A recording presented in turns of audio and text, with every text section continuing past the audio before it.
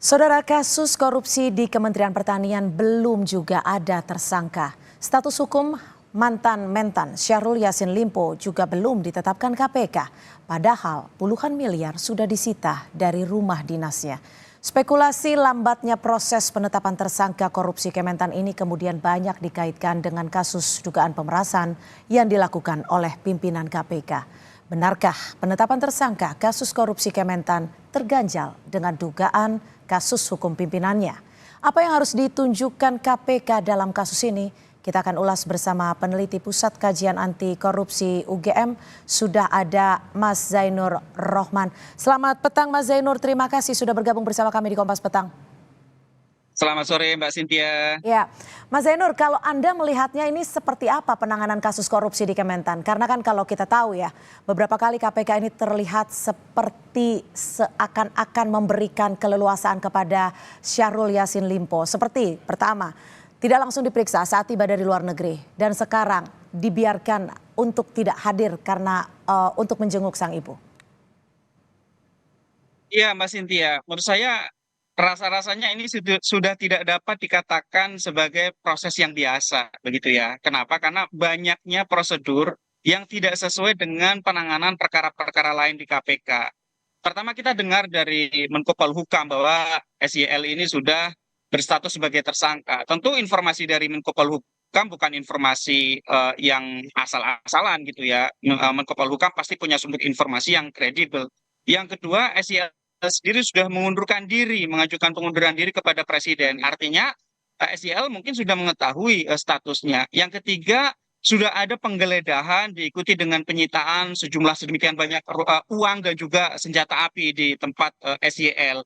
Tetapi sampai sekarang KPK tidak kunjung mengumumkan status SYL. Nah, soal status ini menurut saya juga punya korelasi dengan penanganan perkaranya. Kenapa? Karena seseorang yang masih bebas berkeliaran padahal mungkin nih gitu ya statusnya adalah status tertentu begitu ya, itu sangat potensial. Misalnya apa? Yang pertama adalah bisa mempengaruhi para saksi, yang kedua bisa menghilangkan barang bukti, yang ketiga bisa mengulangi perbuatan. Atau dalam konteks sekarang yang paling berbahaya dengan lambatnya KPK segera menetapkan status atau mengumumkan status adalah bisa buying time untuk adanya deal-deal yang melawan hukum antara SYL dengan FB. Kenapa? Karena diduga FB ini juga sedang berjalan proses hukumnya di Polda Metro Jaya. Tentu ini sangat berbahaya jika perkara hukum ya berlangsung di dua institusi yang berbeda, kemudian para pihaknya bisa menggunakan perkara hukum yang berjalan di dua tempat tersebut sebagai kartu as Ya. untuk saling mengunci, saling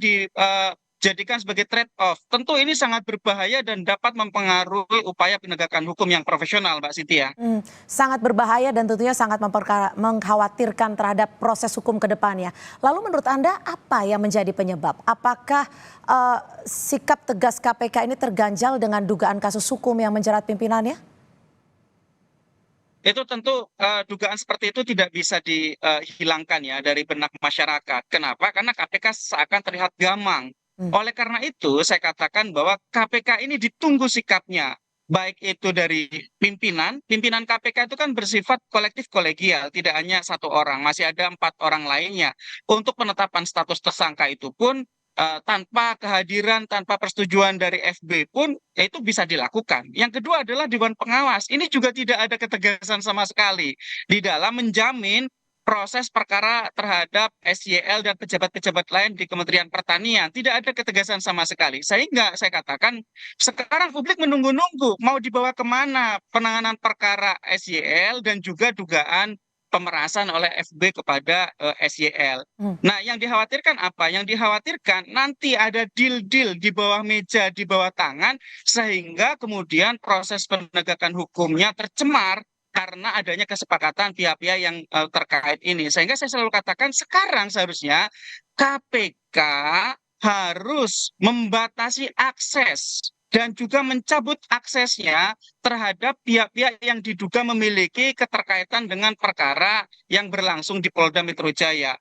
Singkatnya seperti apa? Singkatnya adalah bagi FB, Ketua KPK, jangan diberikan akses informasi apalagi ikut mengambil keputusan. Kenapa? Karena ada potensi benturan kepentingan. Benar, belum ada pengumuman status tersangka terhadap FB. Tetapi di Hmm. KPK juga ada peraturan tentang pencegahan dan pengelolaan konflik kepentingan. Sehingga pihak-pihak yang diduga memiliki kepentingan pribadi yang bisa bertabrakan dengan keputusan dinas, maka pihak tersebut harus dibebaskan dari mengakses informasi dan mengambil keputusan. Ini juga sampai sekarang tidak dilakukan oleh KPK, padahal masih Lalu, ada lalu 4 menurut Anda pimpinan apa KPK yang harus lainnya. dilakukan saat ini agar memang aksesnya tersebut bisa langsung ditutup mulai saat ini agar keberlangsungan kasus bisa ditangani dengan optimal? Ya, pimpinan KPK, 4 pimpinan KPK lainnya harus membuat keputusan untuk mengeluarkan FB dari mengakses dan membuat keputusan terhadap kasus Kementerian Pertanian. Itu yang pertama. Yang kedua, Dewan Pengawas harus cepat di dalam melakukan pemeriksaan dugaan adanya pelanggaran kode etik sekaligus tindak pidana. Sebagaimana dilarang di dalam pasal 36 Undang-Undang KPK bahwa pimpinan KPK dilarang menjalin komunikasi dengan pihak yang berperkara dalam bentuk apapun, Mhm. apalagi ada dugaan berupa pemerasan. Ini sudah banyak sekali pasal-pasal yang diduga dilanggar oleh FB ini. Itu juga belum dilakukan, sehingga kita bertanya-tanya, ini para pimpinan KPK, juga para Dewan Pengawas KPK seperti apa di Oke. tengah krisis yang sangat serius seperti ini? Kita publik sangat geram melihat Lalu menurut lambanan Anda, dari Mas pihak Zainur, KPK ini. Ya, menurut Anda, Mas Zainur, agar kasus Kementan ini lebih transparan dan bisa tuntas, menurut Anda apakah pimpinan KPK saat ini perlu mundur? sangat perlu.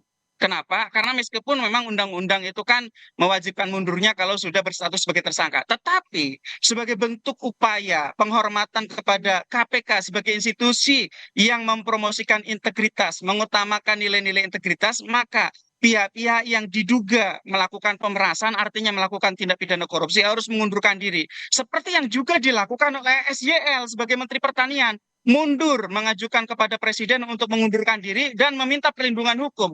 Itu adalah satu sikap gentle yang ditunjukkan oleh seorang pejabat publik yang lebih mengutamakan harga diri dan juga menjaga institusinya agar tidak terdampak atas perbuatan pribadi yang itu tidak ada kaitannya dengan kepentingan dinas. Sehingga kalau mentan saja mengundurkan diri, sudah semestinya Ketua KPK juga mengundurkan diri. Kenapa? Karena itu tadi ada dugaan, dugaan ini juga sangat kuat.